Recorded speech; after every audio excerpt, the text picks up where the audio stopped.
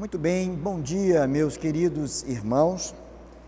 Eu quero, nesta oportunidade, na manhã deste dia, parabenizar a todos os papais. Hoje, segundo domingo de agosto, se comemora o Dia dos Pais. E ser pai, na verdade, é um grande privilégio, é uma nobre tarefa. E para que possamos cumpri-la fielmente e de forma vitoriosa, claro que nós precisamos da orientação, precisamos da ajuda e da bênção de Deus. A minha oração, portanto, é que Deus, meu querido papai, que Deus te abençoe grandemente, Deus te ajude nesta tarefa tão sublime, tão importante, que é de ser pai. E vai também, naturalmente, uma mensagem aos filhos que estão nos ouvindo, assim como os pais precisam cumprir fielmente a sua tarefa, como pais que são, os filhos precisam também andar em obediência aos pais, precisam honrar os seus pais através das suas vidas. Portanto, recebam aí o meu abraço, o meu parabéns, com a oração de que Deus, em Cristo Jesus, a todos abençoe. E nós vamos hoje ler em Lucas, no capítulo 15, você vai poder já abrir a palavra de Deus, a Bíblia, as Escrituras Sagradas, aí na sua casa, onde você está nos acompanhando. Lucas, no capítulo 15, nós vamos ler a partir do verso de número 11. É uma parábola muito conhecida, a parábola do filho pródigo, a parábola do filho pródigo. Na verdade, esta parábola, alguns escritores, alguns comentaristas bíblicos dizem que o título desta parábola não deveria ser propriamente a parábola do filho pródigo, mas deveria ser a parábola do pai amoroso, a parábola do pai amoroso. Por uma razão muito simples, é que a ênfase desta parábola não está propriamente na figura do filho mais novo, ou mesmo do filho mais velho, mas está na figura e no agir do pai que é então narrado aqui. Então nós vamos ler Lucas no capítulo 15, nos versos de 11 a 32, e a palavra do Senhor, portanto, nos diz assim: continuou, certo homem tinha 2 filhos.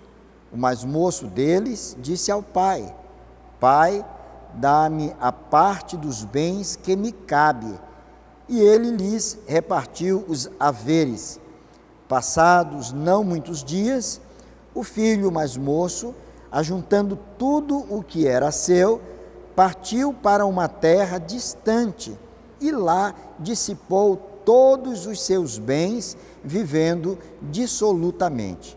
Depois de ter consumido tudo, sobreveio àquele país uma grande fome e ele começou a passar necessidade.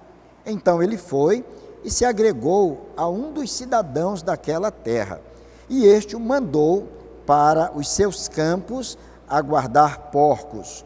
Ali desejava ele fartar-se das alfarrobas que os porcos comiam, mas ninguém lhe dava nada.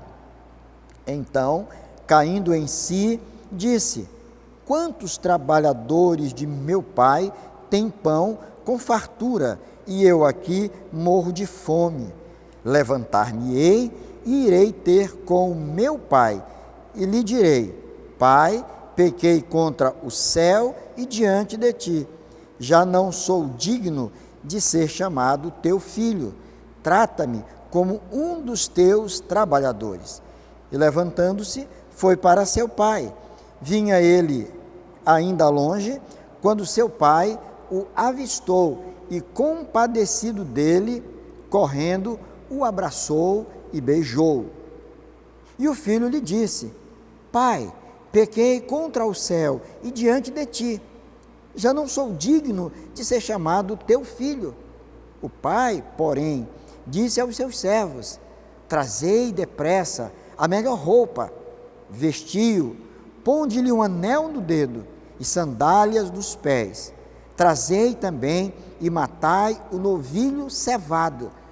Comamos e regozijemo-nos, porque este meu filho estava morto e reviveu, estava perdido e foi achado. E começaram a regozijar-se. Ora, o filho mais velho estivera no campo, e quando voltava, ao aproximar-se da casa, ouviu a música e as danças. Chamou um dos criados e perguntou-lhe que era aquilo. Ele informou: veio teu irmão e teu pai mandou matar o novilho cevado, porque o recuperou com saúde. Ele se indignou e não queria entrar. Saindo, porém, o pai procurava conciliá-lo. Mas ele respondeu a seu pai: há tantos anos que te sirvo, sem jamais transgredir uma ordem tua, e nunca me deste um cabrito sequer para alegrar-me com os meus amigos. Vindo, porém, este teu filho, que desperdiçou os teus bens com meretrizes, tu mandaste matar para ele o novilho cevado. Então lhe respondeu o pai: meu filho, tu sempre estás comigo, tudo o que é meu é teu. Entretanto, era preciso que nos regozijássemos e nos alegrássemos, porque esse teu irmão estava morto e reviveu, estava perdido e foi achado. Meus queridos, vamos fazer uma oração? Vamos pedir ao nosso Pai Celeste, ao nosso Deus Eterno, que nos ajude a compreender a sua palavra. Vamos pedir a Deus que nos abençoe, nos alimentando com a sua palavra bendita. Porque a palavra de Deus, ela é o alimento para as nossas almas. A nossa fé, ela cresce na razão direta do tempo e do valor que nós damos à palavra de Deus. Então, quando nós lemos as Escrituras, quando nós meditamos nas Escrituras, quando nós nos deleitamos nas verdades eternas, a nossa fé, ela é fortalecida, nós amadurecemos espiritualmente, nós crescemos e crescendo, podemos então dar razão da nossa fé, podemos enfrentar de forma corajosa os desafios da vida. Por isso mesmo, nós precisamos pedir ao nosso Deus que nos ajude a ter esse entendimento, a ter a compreensão da palavra, a guardar a palavra no nosso coração. Assim devemos fazer todos os dias, ler a palavra em oração, para que Deus use de misericórdia para conosco. Então vamos orar. Pai querido, nós te damos graças pela tua palavra, porque ela é viva e eficaz. Louvamos o teu nome, Senhor, pelas verdades que têm alimentado a nossa alma.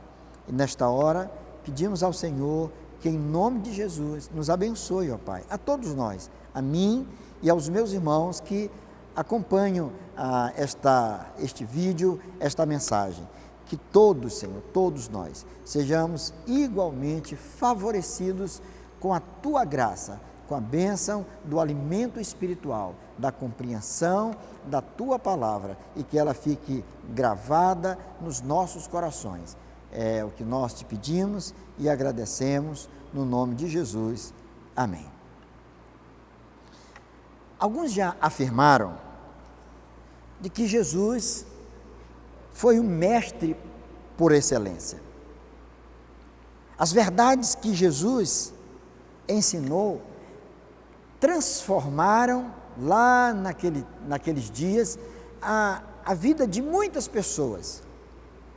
Mas ainda hoje, nos nossos dias, os ensinos maravilhosos do Senhor Jesus têm nos alcançado e têm impactado de forma decisiva a nossa vida, ao ponto de nós, por conta disso, por conta desta palavra ministrada aos nossos corações, por conta disso, então a nossa vida ter sido abençoada e transformada pela graça maravilhosa do Deus eterno. O que nós temos aqui é uma das parábolas mais conhecidas e mais amadas das Escrituras.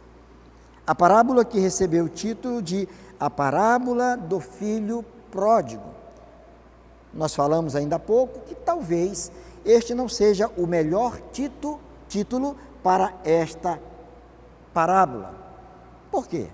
Porque a ênfase maior aqui não está propriamente na vida do filho esbanjador, do filho pródigo, daquele filho que resolveu pedir ao pai a parte que lhe cabia da herança, que depois de ter recebido tudo aquilo que lhe era devido, ele bateu em retirada, ele abandona o pai, ele abandona a sua família, ele abandona a sua terra, ele abandona toda aquela rotina do dia a dia da vida e da convivência com o pai e com o irmão, e vai se aventurar numa terra distante. E o texto vai nos dizer que ali aquele jovem, ele gasta tudo aquilo que ele havia recebido como herança.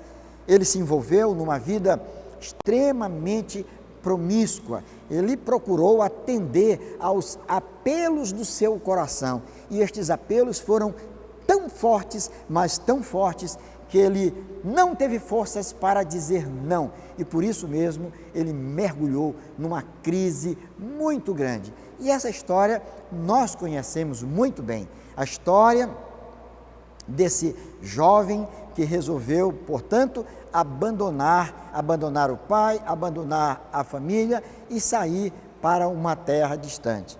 Mas a parábola vai nos dizer que este jovem, ele, por conta da crise que ele experimentou, por conta do seu dinheiro que acabou, e agora ele sem condições de poder manter a si mesmo e as suas necessidades primárias, ele agora sente saudade da casa do pai e ele volta.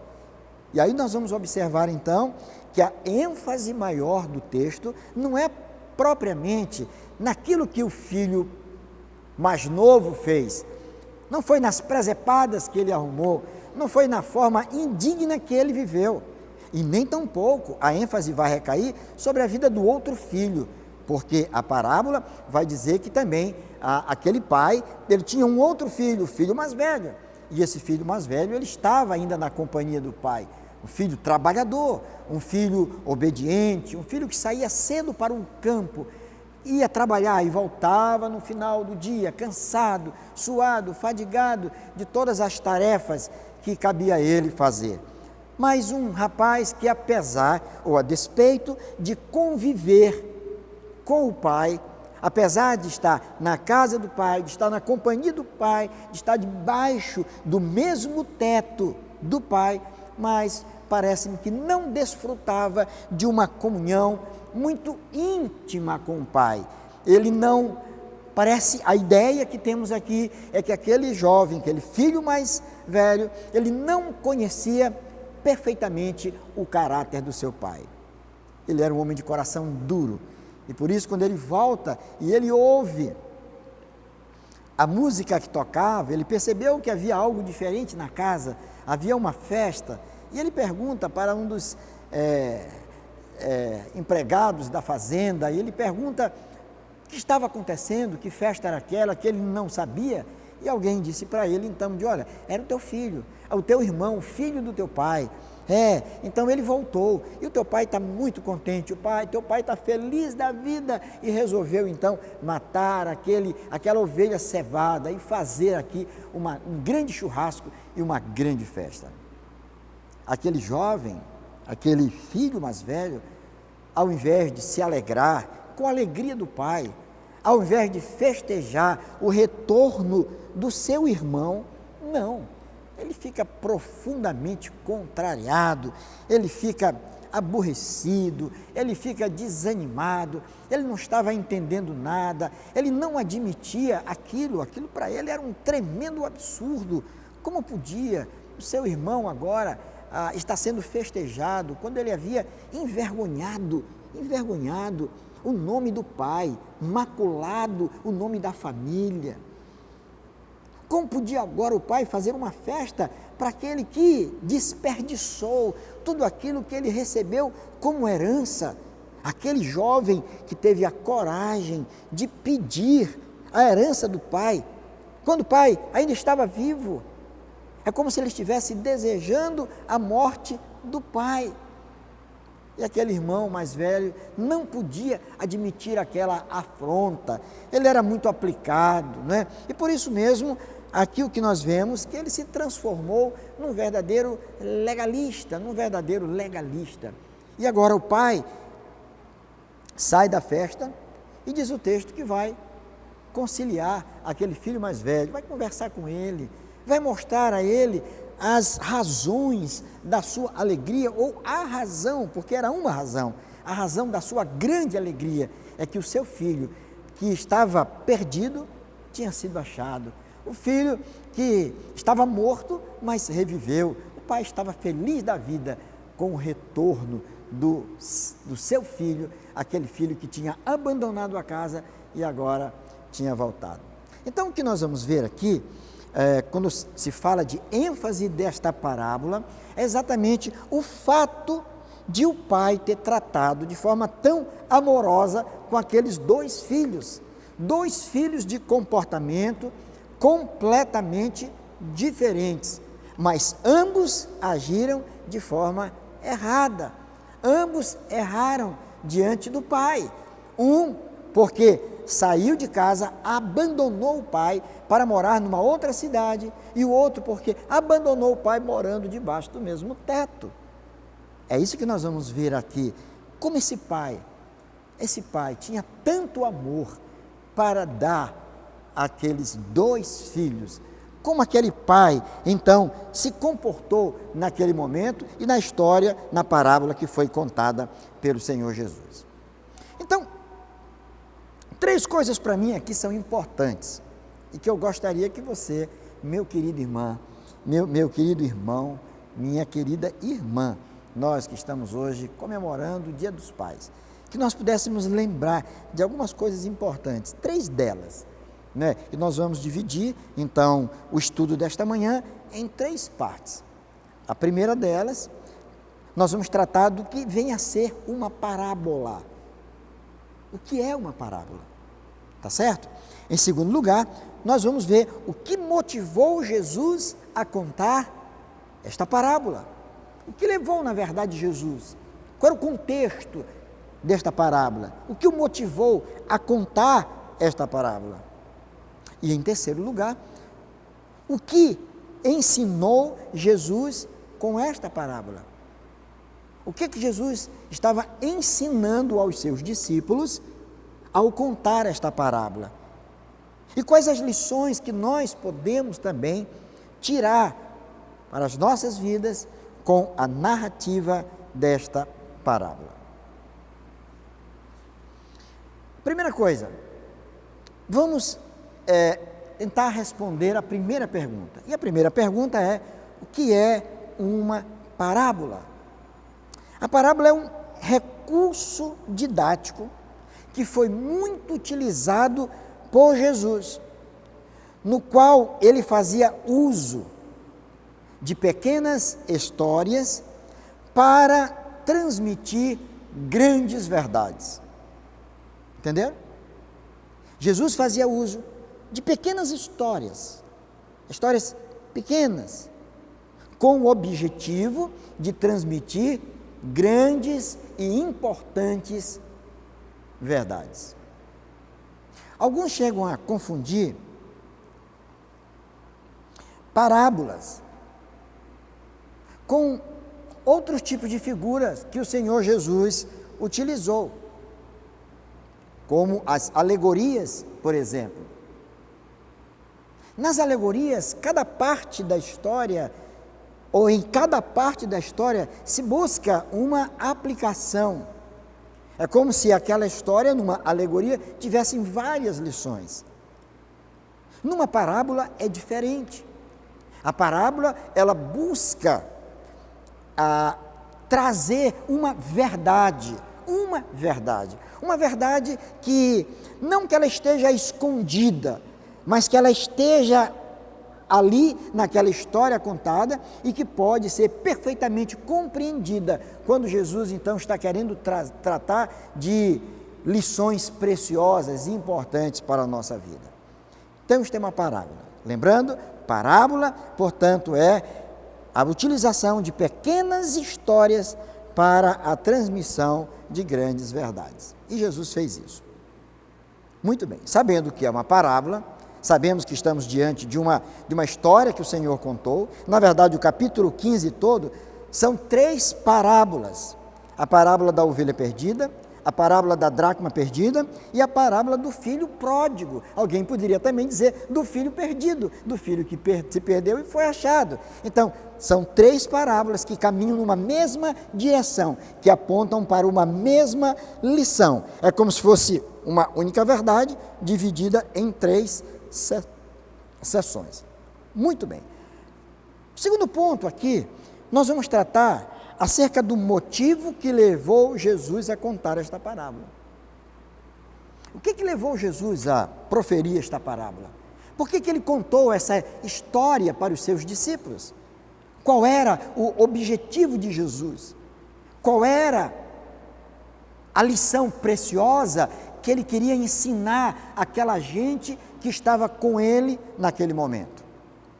Bem, a resposta a esta pergunta está nos versos 1 e 2 do capítulo 15. E você pode aí, com a sua Bíblia aberta, você pode já ir lá para os 2 primeiros versos do capítulo 15, para nós respondermos então esta segunda pergunta. Qual é a pergunta? O que motivou Jesus a contar esta parábola? Vamos ver então? Olha o que diz o texto. Aproximando-se de Jesus, todos os publicanos e pecadores para o ouvir.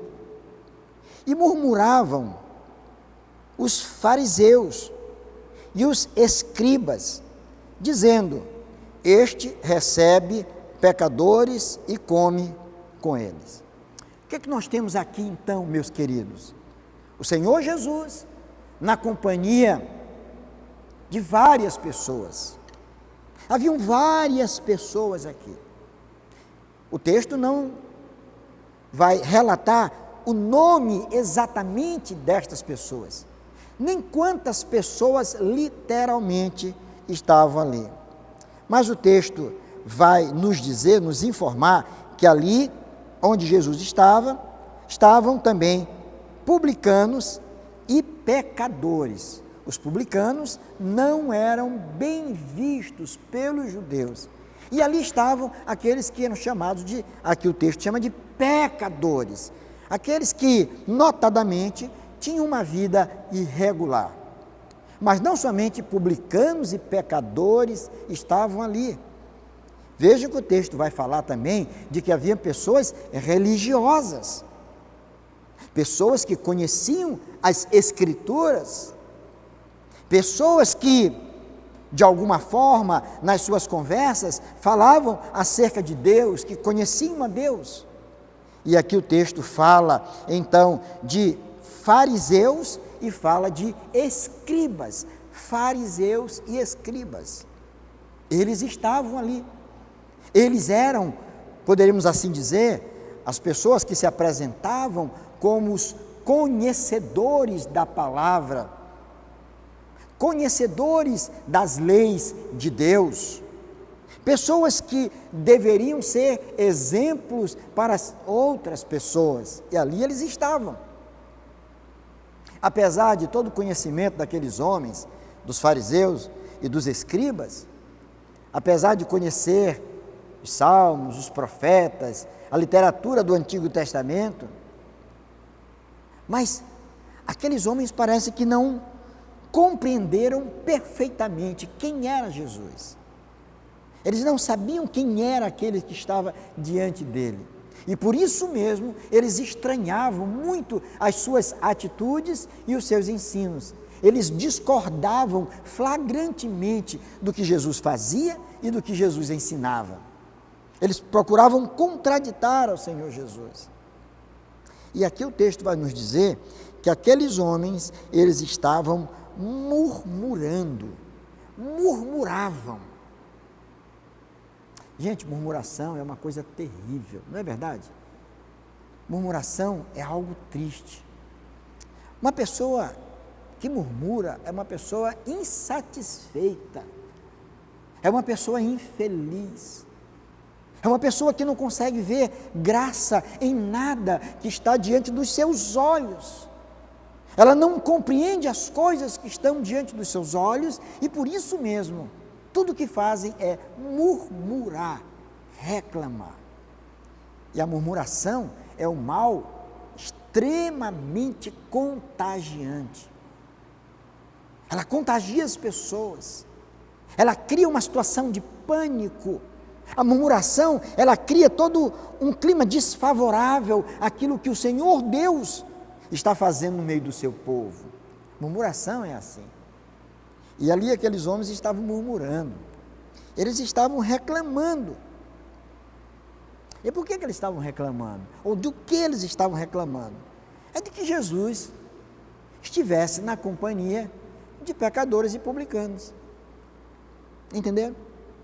A murmuração daqueles religiosos era o fato de Jesus gastar tempo, é o fato de Jesus acolher, é o fato de Jesus receber, é o fato de Jesus ter em sua companhia publicanos e pecadores. Aqueles que eram marginalizados, rejeitados pelos judeus e especialmente pelos fariseus e escribas, que se consideravam religiosos de fina estirpe, que se achavam pessoas verdadeiramente piedosas, religiosas. Então eles não poderiam entender e nem admitir que Jesus estivesse na companhia de pecadores. Olha que coisa séria. Então Jesus vai contar esta parábola, como contou as duas outras anteriores, a da ovelha perdida e da dracma perdida, para ensinar aquelas pessoas que estavam ali, a todos os homens e mulheres que estavam na sua companhia, e de forma muito específica, ensinar aqueles fariseus e escribas acerca do amor de Deus. Eles precisavam conhecer acerca do Senhor, do amor desse Deus que eles professavam conhecer. Eles eram apegados à religião, mas estavam completamente distantes de Deus. E isto é possível que aconteça com qualquer um de nós, irmãos. Muitas vezes nos apegamos à nossa religião, nos apegamos aos nossos costumes religiosos, mas na verdade sem nenhuma comunhão íntima com o nosso Deus, com o Senhor nosso Deus. E quando nós não compreendemos o caráter de Deus, quem é Deus, quando nós também não compreendemos acerca do nosso Redentor, de quem Ele é, de qual a sua verdadeira missão, de qual o seu verdadeiro propósito, então toda a nossa religiosidade não passa de alguma coisa sem nenhum sentido para Deus. Por isso as Escrituras vão nos dizer que naquele dia, no dia do encontro final com o Senhor, quando todos tiverem um encontro com o Senhor, muitos vão dizer a Ele: mas Senhor, no Teu nome eu não preguei muitos sermões, no Teu nome eu não expeli demônios, eu não curei enfermos. Muitos poderiam dizer: Senhor, no Teu nome eu não frequentei assiduamente a igreja, no Teu nome eu não trabalhei arduamente, Senhor, no Teu nome eu não dizimei, eu não ofertei, no Teu nome, Senhor, eu não assumi cargos importantes e fiz trabalhos importantes na igreja. E o Senhor a estas pessoas vai dizer: olha, afastai-vos de mim, afastai-vos de mim, porque eu não vos conheço, não vos conheço.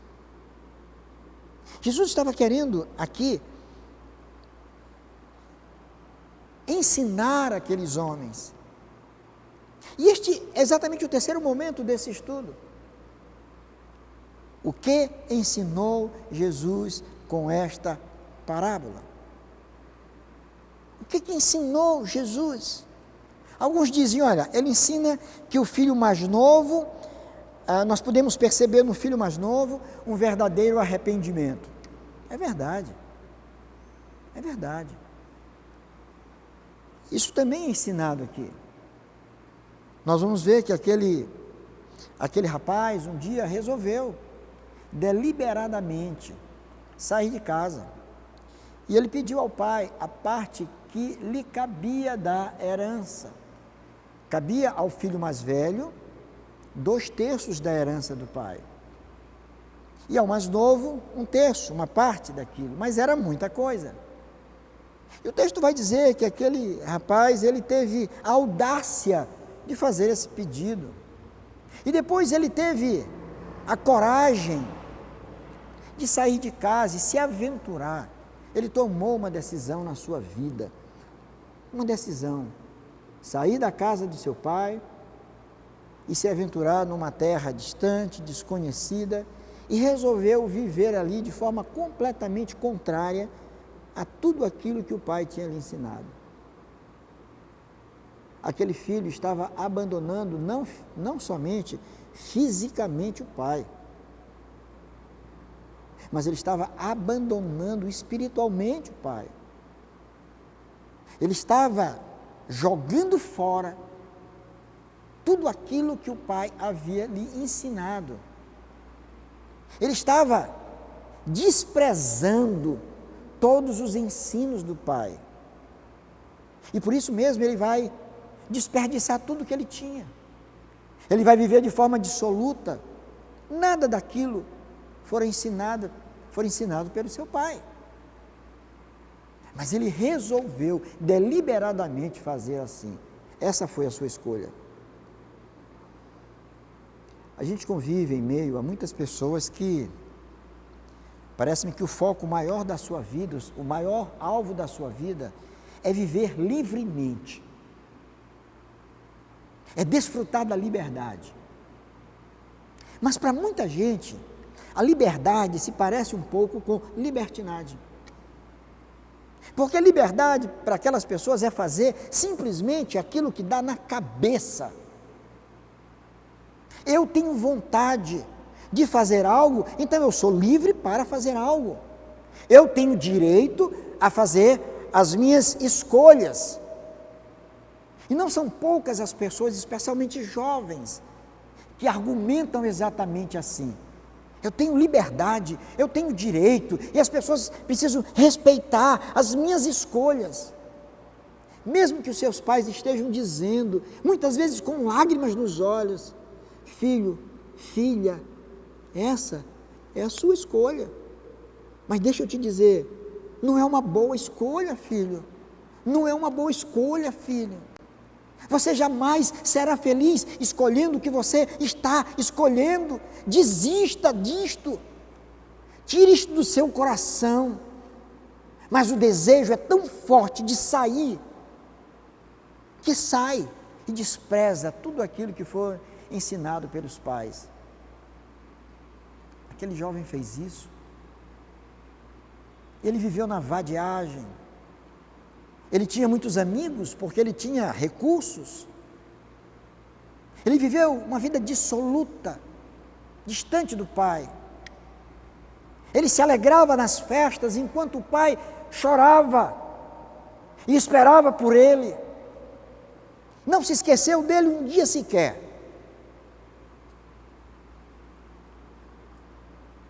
Mas o texto, ou a parábola, vai nos dizer que a terra que aquele rapaz escolheu para viver, ela enfrentou uma crise muito grande. E essa crise afetou todas as pessoas, afetou aquele jovem também. E aquele jovem entrou também numa crise violentíssima, ao ponto de não ter nem sequer dinheiro para satisfazer as suas necessidades básicas. Ele não tinha dinheiro para comer. E ele conseguiu um trabalho com um homem que criava porcos. E aquela era uma atividade indigna para os judeus, porque os porcos eram considerados animais impuros. E um homem que trabalhasse, que lidasse com porcos, seria, portanto, impuro. Mas ele não tinha uma outra escolha. Ele se tornou também um homem impuro, cerimonialmente falando. E ele olhava os porcos se fartando ao comer as alfarrobas. E ele sentiu desejo, até mesmo de comer a comida dos porcos. E pasmem, isso lhe foi negado. Aquele rapaz chegou à crise mais profunda que um homem pode chegar. Mas no momento daquela crise maior, ele se lembrou do pai. Ele se lembrou de quem era o pai. Ele se lembrou do caráter do pai.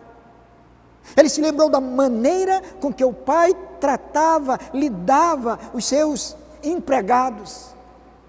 Ele sabia que na fazenda do pai ninguém passava necessidade, ninguém passava fome, todos tinham as suas necessidades supridas.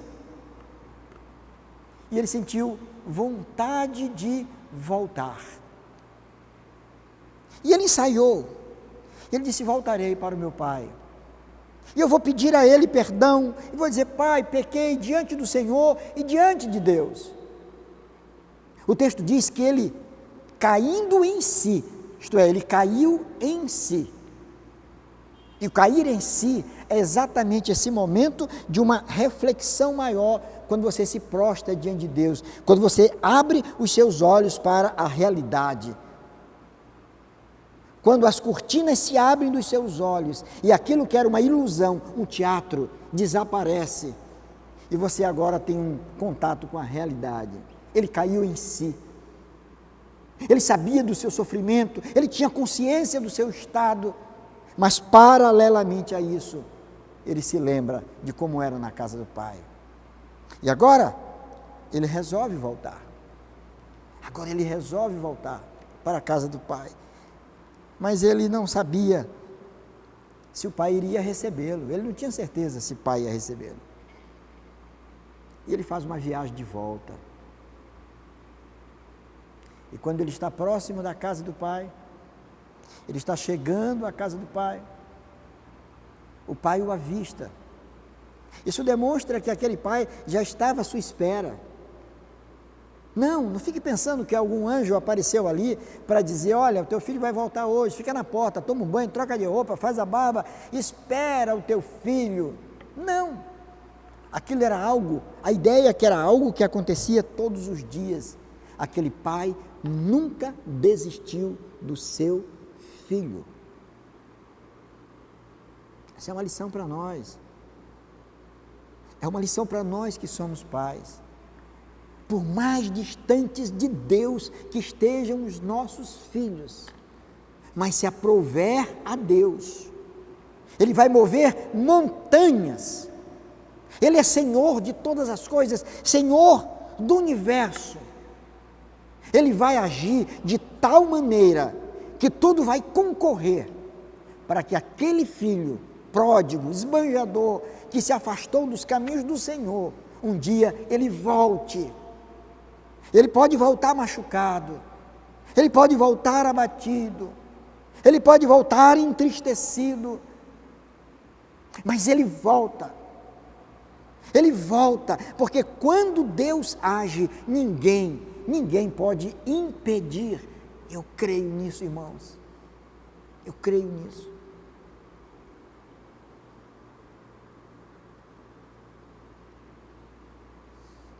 Por isso nós precisamos orar pelos nossos filhos. Nunca desanime, nunca desista de orar pelos seus filhos. Talvez você seja alguém que esteja dizendo: olha, os meus filhos estão tão distantes. Eu tenho um filho que abandonou a fé. Eu tenho um filho que se declarou ateu. Eu tenho um filho que se entregou a uma vida promíscua. Eu tenho um filho que se entregou aos vícios. Ou talvez não tão grave desse tipo, mas alguém que esteja vivendo bem, conseguiu um bom emprego, tem um sustento bom para a sua família, já é casado, já tem filhos, vive bem, materialmente falando, mas o seu coração está diante de Deus. E aquele filho que encontra motivos aos domingos para festejar, para se encontrar com outros amigos, para comemorar festas importantes, datas importantes, mas nunca se lembra de ir para a casa do Senhor, se reunir com aqueles que são da família da fé, para honrar e glorificar a Deus. Talvez é alguém que esteja perdido dentro da sua casa, porque enquanto você está se arrumando para vir para a igreja, ele está jogado no sofá assistindo futebol, ela está no celular conversando com as amigas, ou quem sabe é uma pessoa tão aplicada nos estudos que não tem tempo para Deus, está estudando para as provas, está estudando para a tese que tem que defender, para a dissertação de mestrado, mas não quer saber nada, absolutamente nada de Deus. O jovem desta parábola, ele caiu em si. Ele caiu em si. E Deus pode fazer com que nos nossos dias, muitas pessoas, por mais emaranhadas que estejam, por mais complicada que seja a vida e a situação delas, por mais mergulhadas no pecado que estejam, mas é possível que elas caiam em si e desejem no seu coração voltar para o Pai, voltar para o Senhor. Aquele jovem foi assim, e ele volta, e o pai o recebe, e o pai o acolhe, e o pai o abraça, e o pai o beija, e ele é trazido para o lugar de onde ele nunca deveria ter saído, dentro de casa. E o que Jesus quer mostrar, então, agora, aqueles fariseus e aqueles escribas, que não se pode medir o amor de Deus,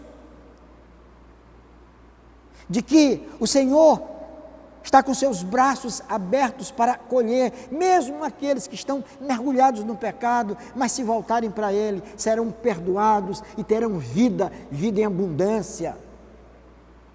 O Senhor é aquele que não está discriminando a ninguém, mas é aquele que olha com misericórdia para todas as pessoas, especialmente para com estas pessoas que se percebem, se auto-percebem pecadoras, iníquas e que desejam estar com o Senhor. Ele não lança, não joga fora nenhuma das pessoas que o procuram.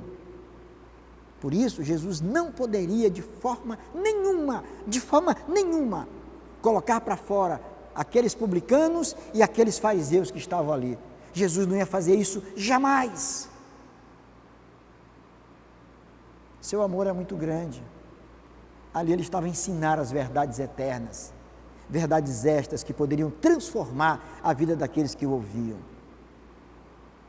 Por isso nós, queridos, como pais, devemos estar com o nosso coração aberto também, para amar os nossos filhos sempre, independentemente de qualquer coisa, mesmo que você não concorde com a maneira que eles estejam vivendo, com abandono com relação a Deus. Nós precisamos orar, esperar e amar todos os dias a eles. E no que diz respeito à igreja, não pode ser diferente. A igreja é uma casa com as portas abertas para receber todos aqueles, por mais feridos, por mais que estejam mergulhados no pecado, mas as portas estão abertas para que venham, para que ouçam a palavra, para que se deleitem na palavra e para que pela palavra de Deus tenham as suas vidas completamente transformadas. Não podemos jamais fechar a cara, fechar o senho, ser indiferentes para com aqueles que se achegam, estão entre nós. Muitas vezes pessoas estranhas, é verdade, comportamentos estranhos, com uma forma de se vestir diferente, completamente diferente, que denunciam tantas vezes a vida que levam. Mas elas, ao chegarem na igreja, precisam encontrar logo à porta alguém com um sorriso estampado no rosto, com as mãos estendidas para dizer: seja bem-vindo em nome de Jesus, venha, entre, sente. E se não tiver lugar, nós nos levantamos para dar lugar a estas pessoas, para que elas possam ouvir a palavra de Deus, para que elas tenham a oportunidade de conhecer o amor desse Deus, o amor grandioso desse Deus, que os fariseus e os escribas não conheciam, porque eram meramente religiosos, somente isso. Mas Jesus estava revelando ali o caráter do Pai, esse amor grandioso, no cumprimento da missão que lhe cabia. Ali estava Jesus. E aqui, meus irmãos, devemos estar nós também, como igreja, prontos para acolher, prontos para receber feridos, homens e mulheres desajeitados, enjeitados, discriminados, ter as portas abertas para que eles sentem, entrem, ouçam a palavra, pela palavra sejam transformados, se arrependam dos seus pecados, caiam em si, tenham uma nova vida e que venham a ser recebidos pelo batismo, pela profissão de fé e que possam se umbrear conosco como família de Deus agora, como pessoas completamente transformadas para nos ajudar nessa tarefa tão sublime da pregação do Evangelho. Então vejam que o que Jesus estava ensinando ali agora, aqueles homens, ensina a nós, é que o amor de Deus é incalculável, o amor de Deus é grandioso, e ali estavam aqueles homens sendo recebidos, estavam na presença de Jesus, Jesus estava com eles, não poderia rejeitá-los, ali eles estavam, e iriam ouvir as verdades que Jesus estava para proclamar. Portanto, respondemos 3 perguntas. A primeira delas, o que é uma parábola? Nós já vimos o que é uma parábola. Esse recurso didático usado grandemente por Jesus, no qual ele fez uso de pequenas histórias, para transmitir grandes e importantes verdades. Respondemos a segunda pergunta, o que motivou Jesus a contar esta parábola? Jesus, mestre dos mestres, muito sábio, percebeu que ali no meio daquelas pessoas que estavam, haviam homens que murmuravam, que reclamavam, que estavam censurando, criticando a ele por estar na companhia de pecadores e publicanos. Isso motivou Jesus a contar aquela parábola. Mas a terceira pergunta, o que quis ensinar Jesus com aquela parábola? Quis ensinar aqueles homens que murmuravam que o amor de Deus é grandioso, de que o Senhor é aquele que perdoa pecados, de que o Senhor é aquele que acolhe pessoas feridas, que as transforma e faz delas novas criaturas. Que Deus nos ajude a pensar em tudo isso. E eu faço aqui um pequeno parênteses para aplicar esta palavra aos pais, tá certo? Ao papai. Como é que você tem sido? Você é um pai acolhedor, perdoador? Você é um pai que está com os braços abertos para acolher o filho? Veja que lição grandiosa desse pai. O filho desperdiçou aquilo que o pai durante tanto tempo lutou para conquistar. Mas o filho, quando se arrepende e volta, o pai abre os braços e o recebe e o perdoa. Que nós sejamos assim, não desista dos seus filhos. Não desista dos seus filhos. Ore por eles. Espere o momento de abraçá-los, de beijá-los e de tê-los de volta na família da fé. Que Deus, em Cristo Jesus, nos abençoe. Amém. Vamos orar. Pai querido, muito obrigado pela Tua palavra e por tudo aquilo que ela nos ensina, Senhor. Quanto trabalho não temos dado para o Senhor. Somos filhos rebeldes, que tantas vezes desprezam a Tua palavra, que muitas vezes, Senhor, envergonham o Teu nome. Mas te peço em nome de Jesus, usa de misericórdia para conosco, que assim como aquele filho que um dia saiu de casa, resolveu voltar arrependido, foi recebido pelo Pai, sejamos assim também, ó Pai. Estejamos prontos a cada dia para rever a nossa caminhada, rever as nossas vidas. Abençoa os pais, especialmente os pais, Senhor, que nos ouvem nesta hora. Dá-lhes força, Senhor, para que possam crer verdadeiramente que o Senhor pode trazer os seus filhos de volta. Abençoa, Senhor, portanto, a cada família, a cada um de nós, em nome de Jesus. Amém.